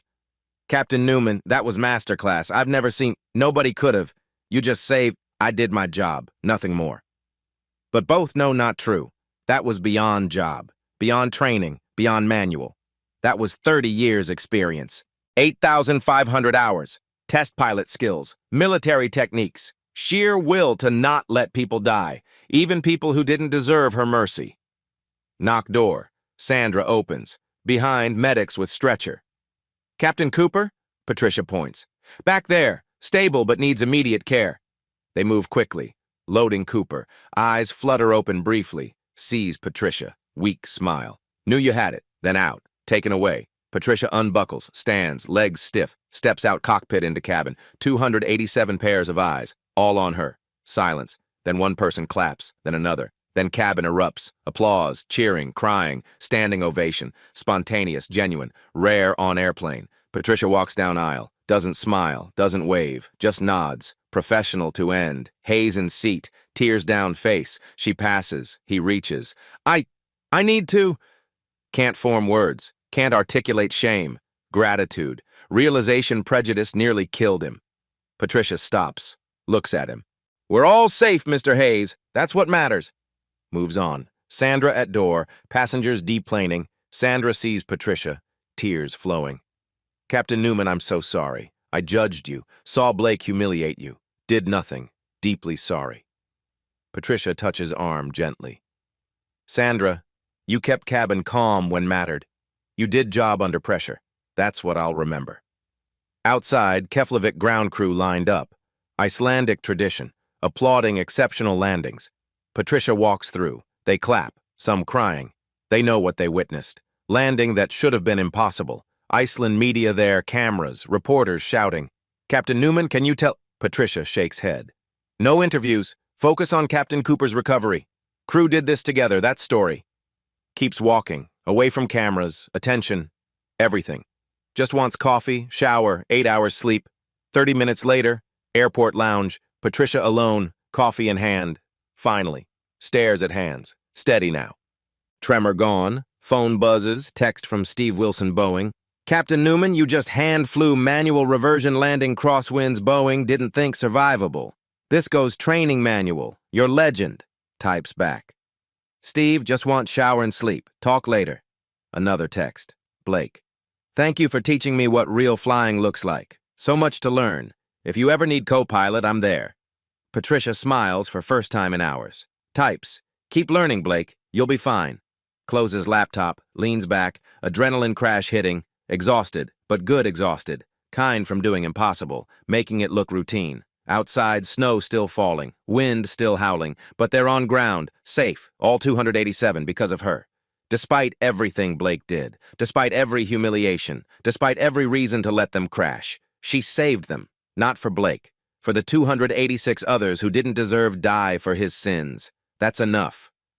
Silence breaks. One person claps, then another. Entire cabin explodes. Applause like thunder, cheering, sobbing, strangers hugging. 287 people realizing they're alive. Patricia stands cockpit doorway, doesn't smile, doesn't wave. Their moment, their relief. She's just pilot who did job. Blake knows different. Sits right seat staring at her. Woman he humiliated, burned, mocked. She just saved his life. Saved everyone. He unbuckles, walks to her. Captain. Voice breaks. I just watched Masterclass. Nobody could have... Words fail. Patricia turns. You kept head when mattered. Backed me up. Called altitudes. That's what co-pilot does. You did it. Not forgiveness, but acknowledgement. Blake nods. Can't speak. Behind, medics moving fast. Cooper on stretcher, breathing steady, color returning, eyes flutter. Sees Patricia, small smile. Good landing. Eyes close. Patricia nods. Get him to hospital. They carry him off. Ambulance waiting. Patricia walks cabin. Every passenger watching, some crying, some staring, awe, gratitude they can't express. She moves down aisle, checking bins, checking seats, professional to end. Woman reaches out, touches arm. Thank you, my daughter. Points to little girl, maybe 6, big eyes. Thank you bringing us home. Patricia kneels, eye level with girl. You were brave. Good job staying in seat. Girl smiles, shy, reaches into backpack, pulls out paper, crayon drawing, airplane with stick figure pilot. The pilot has line on face, scar. The girl beams, clutching it tight. For you, Captain, you're my hero now. Patricia takes drawing, looks at it long moment. Crude airplane, scarred pilot. Big smile girl drew on pilot's face, throat tightens. Thank you, I'll keep this forever. Girl's smile widens, mother crying, happy tears. Patricia stands, continues, more passengers reaching, touching arm, saying thank you. Some crying too hard, speak, just nod. She nods back, keeps moving. Richard Hayes still seat 9D where they moved him. Couldn't sit near that. He stands as Patricia approaches. Opens mouth. Nothing comes. CEO who commands boardrooms. But now, facing woman whose life he dismissed, no words. Patricia stops. Mr. Hayes, we're all safe. That's what counts. Moves past. Hayes sits. Covers face. Shoulders shaking. Weight own prejudice. Realizing nearly died because judged book by cover. Sandra at door. Passengers deplaning. Slow, shaky legs. She sees Patricia. Tears streaming. Captain Newman. Voice cracks. When you boarded, I judged. Dismissed. Blake humiliated you and I said nothing. Deeply ashamed.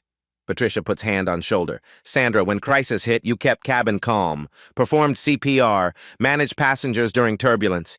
Did your job under extreme pressure. That's what I saw. That's what I'll remember. Sandra crying harder. But I should've. Should've doesn't matter now. What you did matters. You were professional when counted. That's enough. Grace. Undeserved. But given anyway. Sandra nods. Can't speak. Patricia last person off. Walks down jet bridge. Through terminal. Outside. Cold. Snow falling. Wind gusting. Keflavik ground crew lined up. 30 people. Airport tradition for exceptional landings. They applaud as she walks through.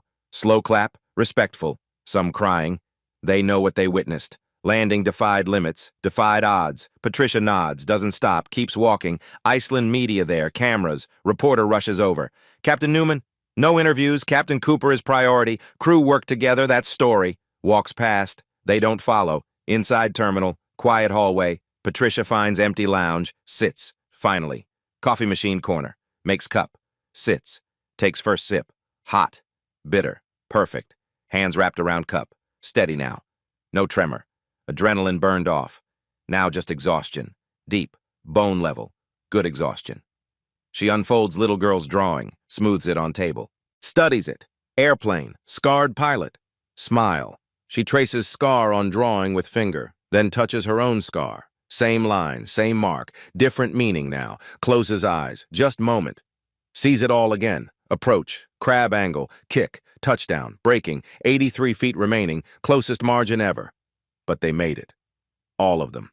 Blake, Sandra, Hayes, college kid, little girl who drew her as hero, Cooper in ambulance but alive, 287 souls, safe, phone buzzes, she ignores. Just wants this moment. Coffee, quiet, drawing. Outside, Boeing engineers analyzing data, FAA investigating, media writing stories, but in here, just Patricia and coffee and silence and little girl's drawing that says, "My hero" in wobbly letters. She opens laptop. Old photo on screen, her in 2012, standing next to 777. This aircraft, test pilot badge, smiling, before walked away, before 12 years invisible, before today. Looks at photo long time, then at drawing, then back. That was then. This is now. She's different, world's different, but some things same. She can still fly, still save lives, still do impossible, still be someone's hero. But as applause fades and terminal grows quiet, Patricia wonders, is one landing enough to change a broken system? 6 weeks later, FAA hails her exemplary airmanship. Boeing begs her back as chief test pilot. She turns it down. My seat's in the line, training the next gen. She chooses American Airlines, her terms, line captain 777, plus instructor pilot new course. Course called Crisis Decision-Making Beyond Standard Operating Procedures. Patricia designs curriculum, not just procedures. Judgment, intuition, trusting skills when manual doesn't have answers. Leadership under pressure, recognizing competence regardless where it comes from. First student, Blake Morrison, specifically requested her. 8 months after incident, sits in her classroom with 20 other pilots. 1,000 hours now, still low time, but different. Humble, focused, hungry. Patricia stands front. What you did that day, Blake says during break, watching you fly that approach, thought I knew everything. You showed me I knew procedures. There's difference between following checklist and actually flying, between certified and competent. Patricia nods. Now learning judgment, harder to teach, but you'll get there. Already better pilot than 6 months ago. Blake swallows. Captain Newman, what I did to you that day, no excuse. I was cruel, prejudiced, judged you by appearance and humiliated you, deeply ashamed. Sorry isn't enough, but I'm sorry. Patricia looks at him long moment. Blake, apology is start, but what matters is what you do next, how you treat people, how you recognize bias and correct it. You're doing that work, I see it. Keep doing it. Not full forgiveness, takes time, but path forward. Blake nods. I will, promise. Industry changes. FAA mandates unconscious bias training all commercial pilots and flight attendants.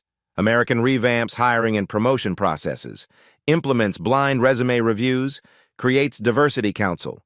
Patricia consulted but doesn't take credit publicly, just wants system work better. Sandra reaches out via email 3 months after. Captain Newman enrolled additional bias training beyond FAA requirements, teaching other flight attendants about assumptions and how they can be deadly. Speaking at airline conferences about what happened.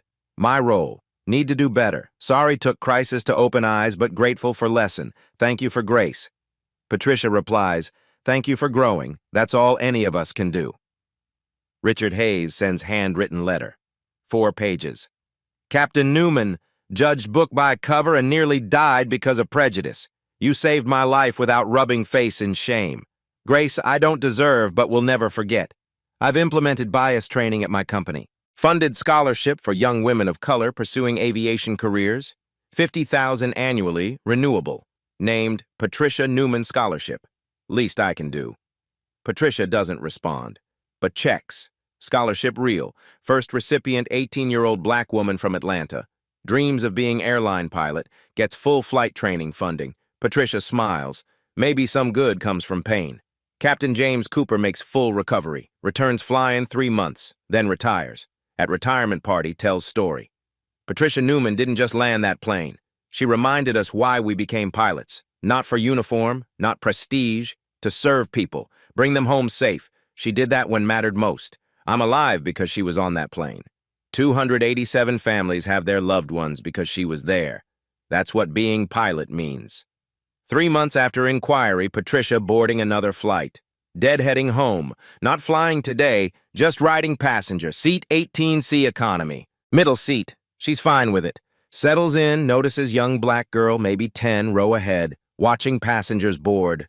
When sees Patricia, eyes meet. Girl turns to mother. Mom, do you think girls can be pilots?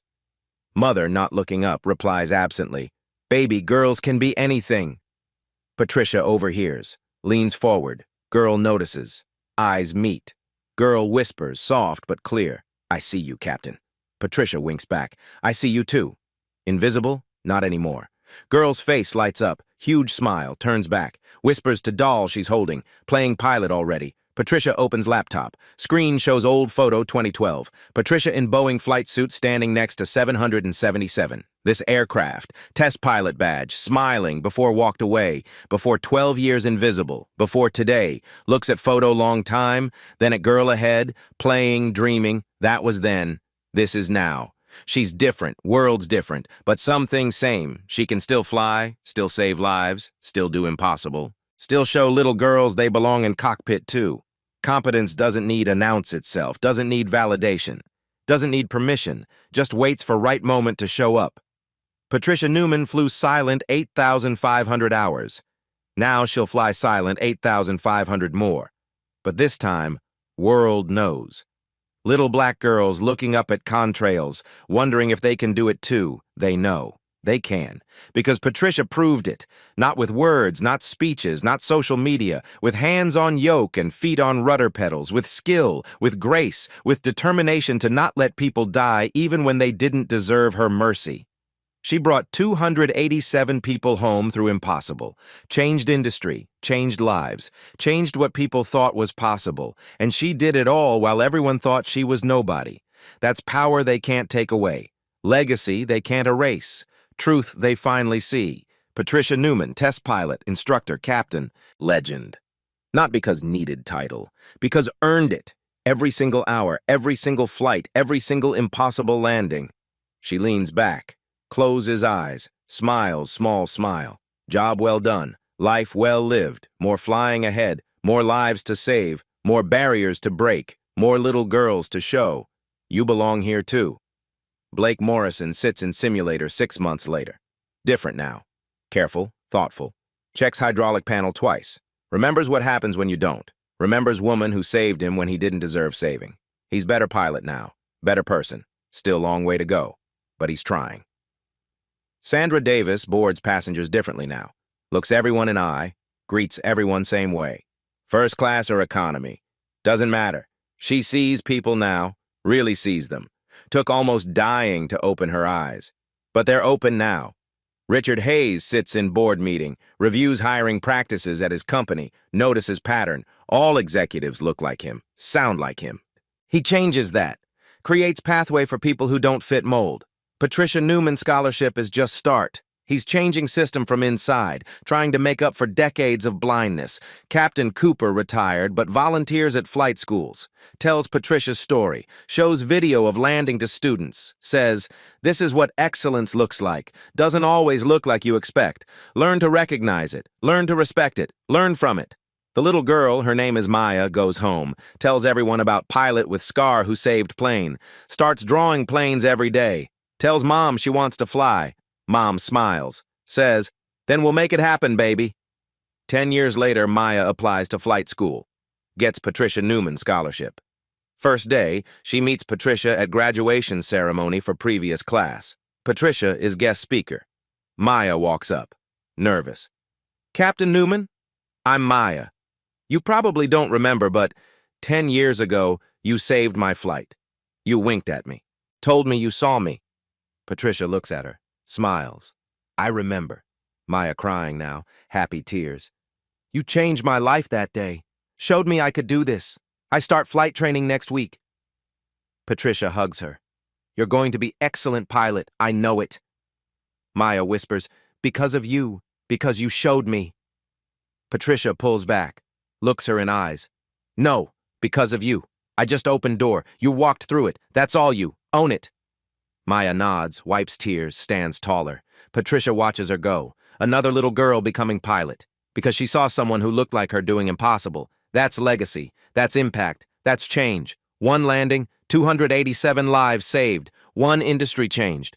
Thousands of little girls inspired. All because Patricia Newman refused to let prejudice define her. Refused to let humiliation break her. Refused to let incompetence kill innocent people. She just did her job. Nothing more, nothing less. But sometimes, doing your job excellently is revolution. If this story hit home, smash that like button right now. Drop a comment below sharing your own story. When were you underestimated because of how you looked? Your story matters. And subscribe because next week, we're covering the pilot who flew blind through a Category 5 hurricane with 340 passengers and zero visibility. You won't believe how she did it.